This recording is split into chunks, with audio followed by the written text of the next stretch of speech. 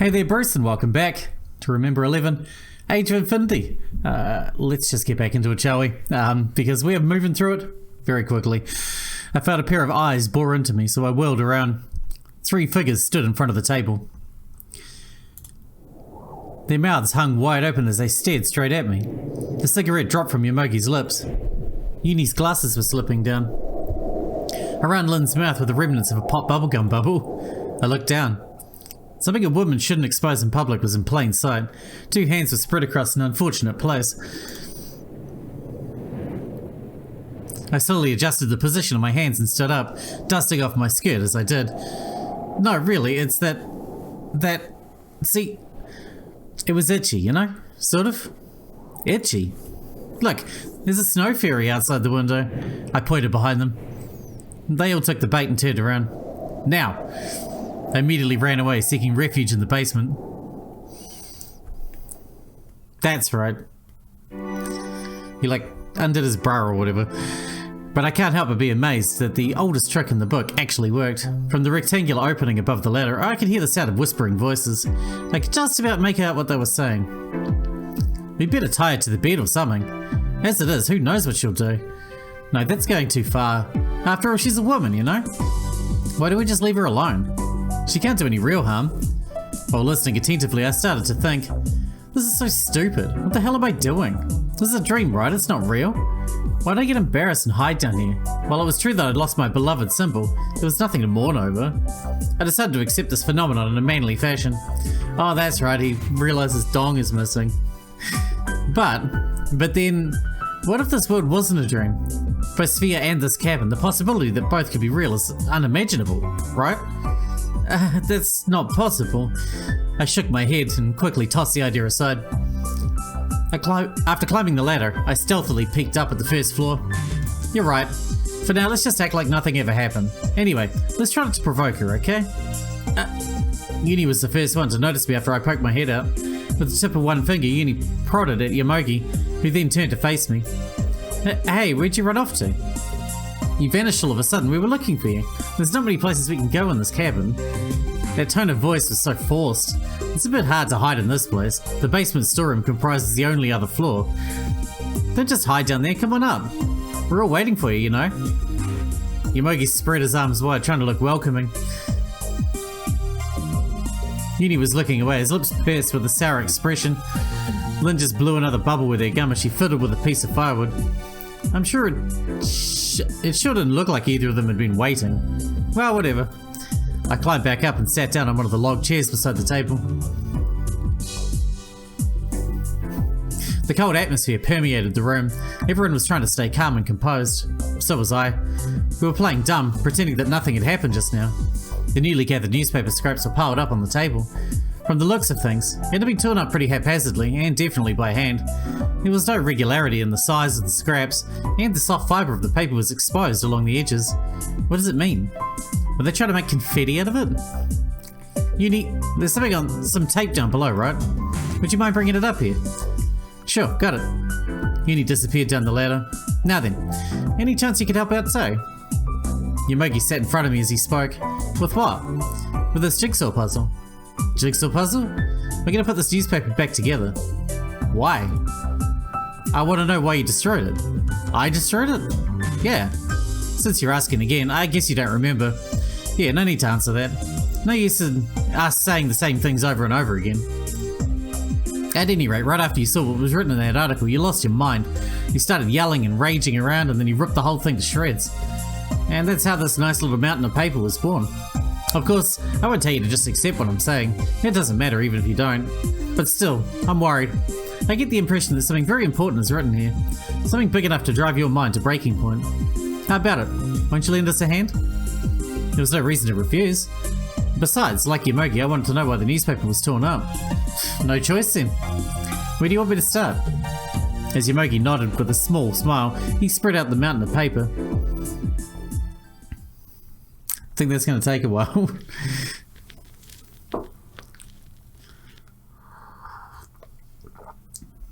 But didn't Kokoro not remember destroying that paper either? In that case, who actually destroyed it? This here goes here, or wrong. That should obviously go here. The writing is backwards now. Ah, I see. Yomogi, that's wrong too. The page numbers are clearly marked right there. Are you blind? Huh? Oh, that's true. Hey you, the girl. What have you been doing this whole time? Huh? Me? I said girl, there aren't any other girls here besides you and me. Hey, don't you dare ignore me. I asked you what you're doing. What? Just putting the newspaper back together? And why are you doing that? To read the article, of course. So what about the piece you're holding now? It says Poka Poka-chan here. That's a comic strip. What good would putting that together have? Really, you guys have zero talent at solving puzzles, don't you? What about you, Lin? Seeing how you haven't lifted a finger this whole time. I'm fine, I'm the supervisor. What the heck? Huh? You have a complaint? No, of course not.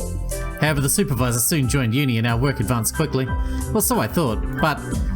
Hey, Fuyukawa-san, can you hand me that piece?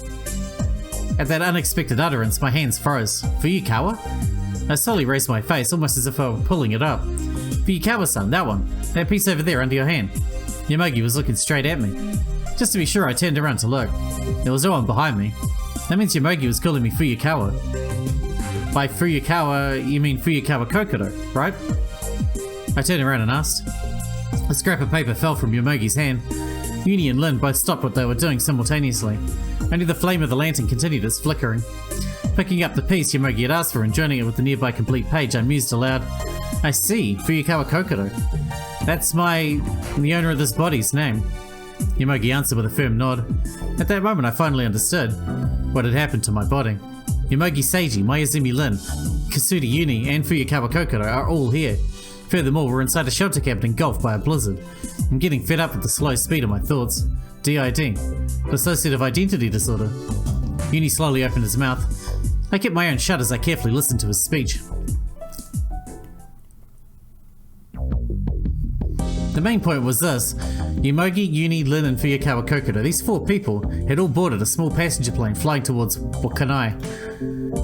But on the way, the plane crashed due to some sort of problem. They were then thrown deep into the recesses of snowy Mount Akakura. The time of the crash was around 7 hours ago, a little past 4 PM. The date was January 11th, of course. They miraculously survived uninjured and had wandered around in the snowstorm for a while before arriving at this mountain cabin. Formal name, Mount Akakura Emergency Shelter Cabin. They survived through the twin calamities of the crash and the blizzard and managed to reach the shelter cabin where they could finally rest. When the storm settles, the rescue team's helicopters will surely arrive, or so they believe. However, an unexpected situation occurred and the origin of the situation was none other than me. Yukido Satoru's personality and Fuyukawa Kokoro's existence. Uni spoke. Maybe from the shock of the crash, she suddenly developed DID? After being dealt a painful emotional blow, Kokoro gave birth to another personality within herself to escape from the pain. Lin answered him. Impossible. I've never heard of a split personality occurring so suddenly. That woman is just lying. First of all, she spoke Yukido Satoru's name, a name that only I should know. I held myself back and endured the impulse to object, because now simply wasn't the right time to lash out. At any rate, figuring out this mysterious phenomenon is a higher priority. Let's continue with the talk. Uni reasons that Yukido Satoru's personality is a fictitious existence produced by Fuyukawa Kokoro's existence. It's hard to take it all in so suddenly. Yomogi just shook his head. Naturally, I don't support this theory either, because I had memories of SPHIA. But what if those are fake?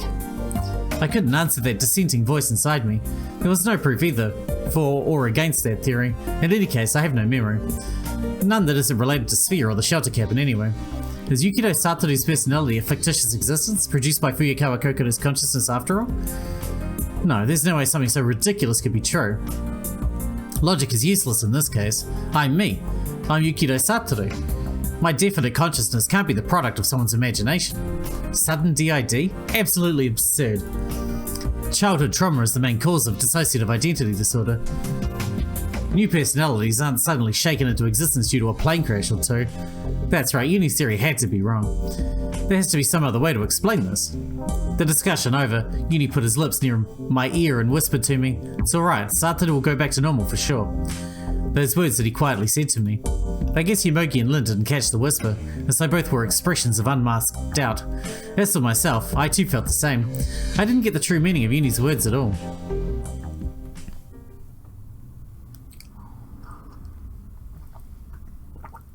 We'd finished restoring the newspaper during Yuni's speech. Was it because of the combined efforts of 4 people? We'd made far more progress than I thought. We did it! With this, it's complete.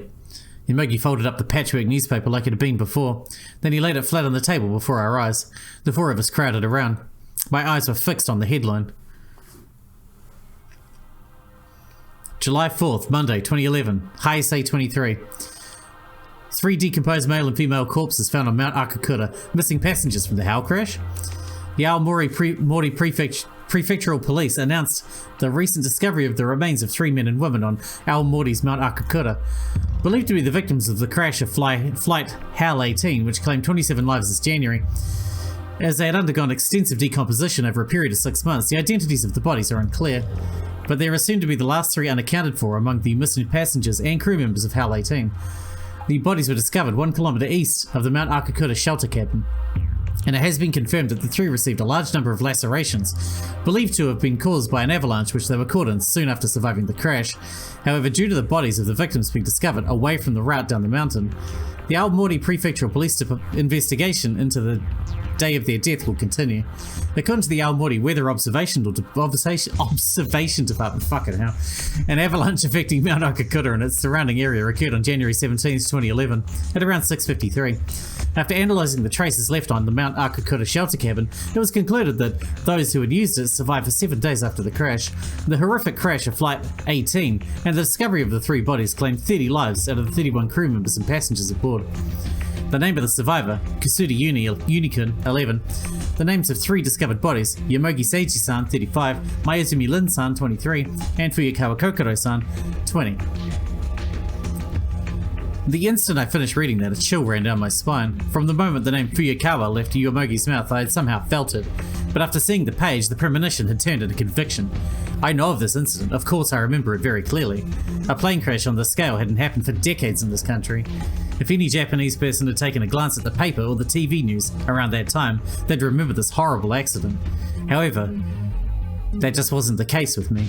Regarding this accident, I alone was in a unique position among the majority of the Japanese population. Mayuzumi Lin, the woman who was once my girlfriend, had boarded that plane. I remembered it clearly. Lin lost her life in that accident exactly 1 year ago, but right now before my eyes, Lin. On seeing the article, Lin had frozen stiff, staring off in a daze. Her face growing pale, she stood rooted to the spot as though close to death. Yomogi and Yuni too could do nothing but blink and hold their breath. They were reduced to ice sculptures. Get a grip, no matter what, just get a grip. Psyching myself up the best I could, I looked around. First of all, I had to make sure that this really was the shelter cabin on Mount Akakura. A door entered my field of vision. I thought of saying something to them, but changed my mind, feeling it would be pointless. After taking the lantern off the table, I strolled out through the door without a word.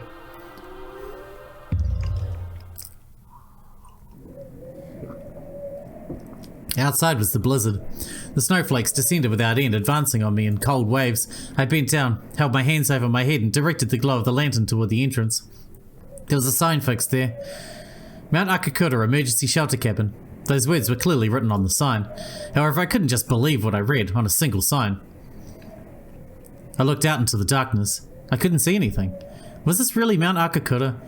I felt as if its true shape were concealed, hidden on the other side of that darkness. I boldly threw myself into the snowfield.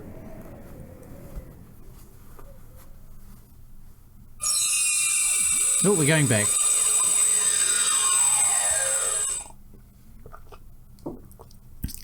Oh, what the frick? A world blurred black, an infinite space devoid of depth, isolated and alone, drifting away. I was in the center of the world, the vastness of space with me at its origin, extending far away at near light speed. There was no gravity, therefore I could tell one axis from another. I couldn't, sorry. Silver particles flowed smoothly through space in a stream. I tried to catch them, but my body didn't move the way I wanted it to. I tried to breathe. A large quantity of some foreign substance flowed into my trachea. Oh, are we being drowned in our bath? I began violently choking. I can't breathe. It's too painful. A strong electric current ran through me. My limbs stiffened and then went into convulsions. I gasped wildly as my body sought oxygen. What? What the hell is this? What the hell's going on? I really don't understand. Either way, I have to escape immediately. Moving my limbs the best I could, I struggled to move.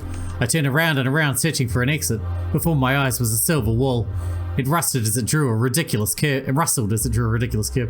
The convulsions in my limbs became more and more violent. My insides were burning hot. My heart raged.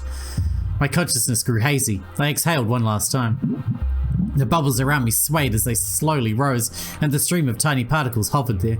I followed them with my eyes. Little by little, the globular bubbles disappeared to somewhere far away, and were soon absorbed into the silver barrier. They vanished, painting ripples across the silver surface. I reflexively stuck out an arm, toward the wall, toward the exit.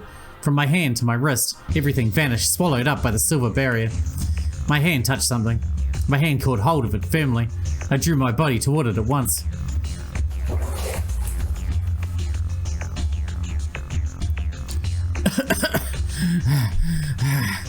I sat down on the floor, devoid of all strength. I hung my head and leaned back against the wall.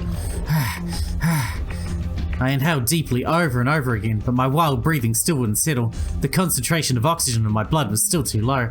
My consciousness was dim. I couldn't gather my thoughts at all. But there was one thing I knew. Somehow I had survived, I guess. And right at that moment, I heard the sound of a door closing. The sound wasn't from the bathroom. It seemed to come from the other side where the door to my room was. Did someone enter my room? Or did they leave it? I wasn't sure, but there was nothing I could do about it. My body was heavy, like a lump of lead, making it difficult to even crawl. The only thing I could do was listen with the utmost care. I couldn't hear a thing. It was completely silent. Does that mean the sound I heard was that of someone leaving? In my current hazy state of consciousness, even coming to such a simple conclusion took a considerable amount of time. One way or another, at least my breathing had finally returned to normal. My pulse had steadied as well. Only the inside of my head still felt blurred, as though a mist had enfolded it. I tried taking another look around the room. I was in a bathroom in SPHIA. I didn't know whose room it was. My surroundings were engulfed in a pure white steam. I stole a glance into the bathtub to my right. It was filled with hot water. It seemed to be the source of the stream saturating the air. I came back. I came back to my original world. Back from the world of the dreams to rule the real world. I looked down at my body. It was definitely male. A body I was familiar with. However, one thing about it was different from usual. My whole body was soaking wet. Why? Nothing much to think too deeply about. I nearly drowned just now. And that bathtub to my right. Thinking about what had happened earlier, it seemed like I'd been sinking into the water head first. But I don't know why or how things ended up like that. The memories I had of being in SPHIA stopped around the time that I dropped the cups into the kitchen. I remembered nothing of what happened in SPHIA from then on. Naturally, I had no memory of filling that bathtub with water and diving into it with my clothes still on. Damn, what exactly happened here? DID? Was my body controlled by another personality during that time? But why was I in the bathroom with my clothes still on? Moreover, head first, upside down, in the bathtub. Did I fall over? Or... I recalled the sound of the door I just heard. If that was the sound of someone going out, it meant that the person was close by while I was drowning. If they were outside the bathroom, there's no way they wouldn't have noticed that something was amiss from my frantic struggling. Normally one would at least check to see what had happened. Leaving the room without a word is too unnatural. Something must have happened. I felt a vague sense of unease.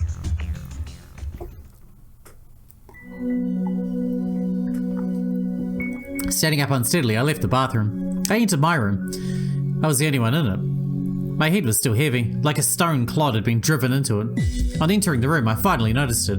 This leaden feeling isn't just due to the oxygen deprivation. A stronger, more instinctual force seemed to be affecting me from within. Anyway, I need to lie down. My clothes were drenched, but it was a pain to take any of them off. Who cares? Anyway, bed. I staggered along the wall.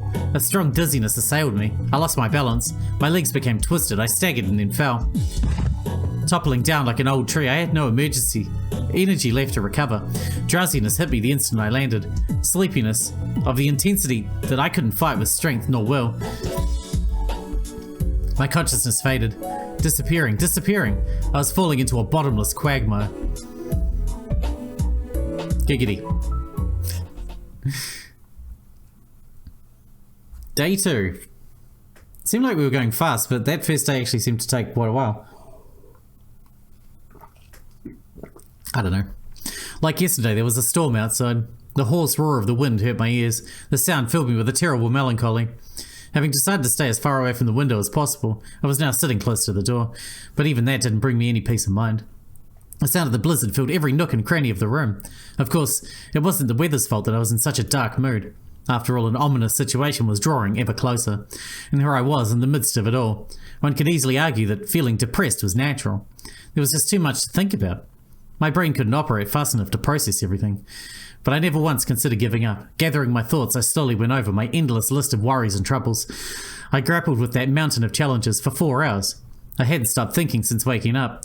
And as my thoughts finally took shape, I somehow noticed a means of escape. Before I described it, I'll sort out the situation first. The various problems I'm facing can be roughly classified into 4 categories. 1. The shelter cabin. My symptoms of DID and SPHIA. My amnesia. My near drowning in the bathtub last night.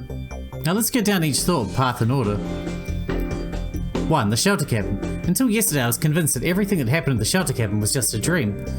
But it's different now. I no longer think that's the case. Perhaps the things happening here are truly taking place in the real world, though I have no basis for this. It's a highly detailed and well-constructed reality, or I directly felt cold and pain and so on. I can easily make those simple claims, but that doesn't mean they're evidence that that reality exists. Defining reality in fiction is an awfully hard thing to do to begin with. Then why did I come to think of it that it wasn't a dream? That's because I found another way to explain it. Let's begin from the conclusion. I definitely think I simultaneously experienced a time jump and a personality exchange phenomenon. It's kind of a weak explanation, but I can at least use this as a basis for further reasoning. First, the time jump phenomenon. In the shelter cabin there were 4 people, Yomogi, Lin, Yuni, and the physical body of Kokoro. 3 of them died on January 17th last year. People who were supposed to be dead had appeared right in front of me. How can I explain this? Could I call them ghosts or something? No, that can't be right. They had substance, there's no doubt about it. They, who'd survived since the plane crash, had made it to the shelter cabin by struggling to get there with all their might. This fact lines up with the details reported later by the press. They survived until January 17th in their shelter cabin. Also from what they said, I know for a fact that the scene I saw from January 11th immediately after the crash. If I had to make a guess based on the information, I had no choice but to think that at that moment, my consciousness jumped through time to the Mount Akakura of January 11th, 2011. Of course, that doesn't mean I can completely throw away the ghost, dream, or delusion theories. But deep inside me, I strongly feel that that world is real, it's tangible, it reacts. I just can't stop thinking about it. I jumped through time. Maybe. I don't know how something like that could have happened, but right now recognizing that I may have jumped through time was more important.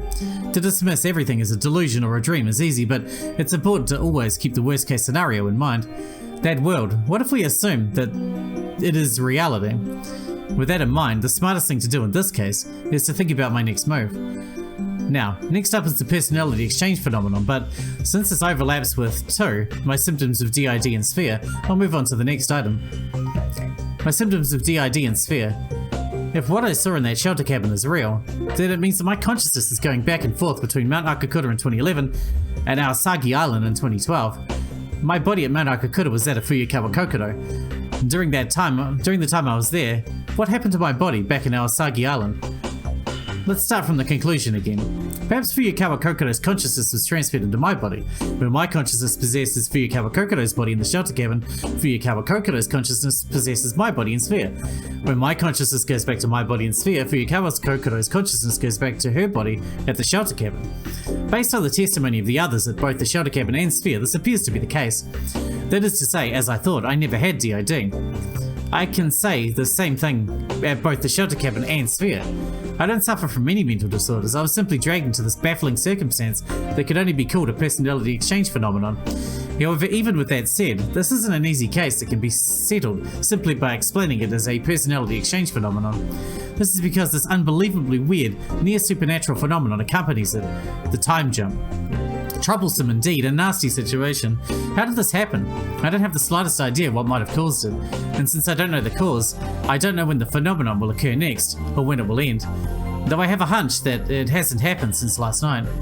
Perhaps while I was asleep, the time jump phenomenon plus personality exchange phenomenon occurred. Time jump phenomenon, personality exchange phenomenon. Hereafter I'll call it the exchange phenomenon. No matter how hard I thought about it, I didn't get anywhere. Time is of the essence in investigating the cause of all this, but right now there wasn't one thing I could do. I had no clear target. But if the hypothesis of the exchange phenomenon holds true, then it'll make sense for the following events. I was familiar with the names of Yomogi, Yuni, and Kokoro. This is probably because I remember the plane crash. Yomogi and Kokoro, who were discovered together with the decomposed body of Lin. Plus the sole survivor, Yuni, may have been etched so deeply into my head that I couldn't forget them. I'll explain my amnesia in detail later. For now, my recollections of them seem to be due to the above reason. Next, Yuni. If the personality exchange theory is correct, then the enigma of Yuni existing in both worlds at once is solved. Since the world of the shelter cabin is in 2011 and the world of SPHIA is in 2012, it's not impossible. This is my guess. The only one not caught in the avalanche on January 17th, 2011, Yuni, managed to escape death and turned up in SPHIA a year later. The sole survivor of the plane crash, Kusuda Yuni, I don't know why he came to SPHIA. Where did he go and what did he do during that year? And even then, it's uncertain how he managed to get into SPHIA. This isn't a facility an outsider can freely enter and leave. The front gate is always shut tight, and the wall surrounding it is a full 7 meters high. There's no way you could just climb over it, especially when you're an 11-year-old. But in reality, he's here. Here as if it were totally natural. The story I heard from Mayuzumi last night suddenly came to mind. Kusuda Yuni exists to exist. What does that mean? Man, we need that terabyte disk. Include the matter of the terabyte disk, and it really makes me think that it's necessary to hear the details from Yuni himself. 3. My amnesia. The current you, the one I'm talking to, is a special existence, one that gave its first birth cry a mere 90 minutes ago. Mayuzumi said that yesterday evening, but in the end, it was all based on the assumption that I, Yukido Satoru, had DID.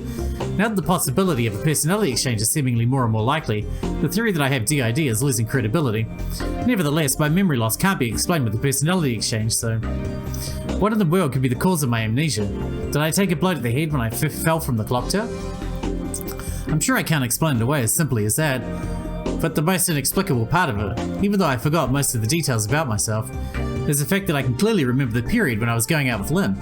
The period when I was going out with Lin doesn't include the points at which our relationship began or ended. I don't know why we started going out nor why we parted. Consequently, I don't even remember what happened after we went our separate ways. When I learned that Lin had died, was I sad? Did I cry? In the shelter cabin in 2011, when I got to see her again, I didn't thank my lucky stars or jump for joy. Ordinarily, if I'd known she was alive, it'd be natural for me to feel supreme joy at the news. But no such emotion came forth from me, probably because she's an asshole. Anyway, why? It's because while I was aware of the fact that she died, I didn't feel any sadness over having lost her. Of course, that's also because at that time when I still had no grasp of what was going on, I was confused. With my consciousness in the state of confusion, I guess I couldn't immediately link her existence to the plane crash. After waking up in SPHIA, I filed it all away in the corner of my mind thinking it was a dream. But even so, it's very strange. This is an ordinary amnesia. I really can't figure out what kind of rule there could be linking the things I remember with those I've forgotten. No, maybe it's not it. What if it is an amnesia, but a memory transplant? For some reason, I had that thought. Almost drowning in the bathtub last night. Based on my hypothesis of the exchange phenomenon, I know it's Kokoro's consciousness that dove into the bathtub. While my consciousness is at the shelter cabin, Kokoro was controlling the unattended body of Yukido Satoru. But why did she? Was she trying to kill herself or something? After pondering for a while, there's no way. I discarded that bad idea as though shaking it off myself.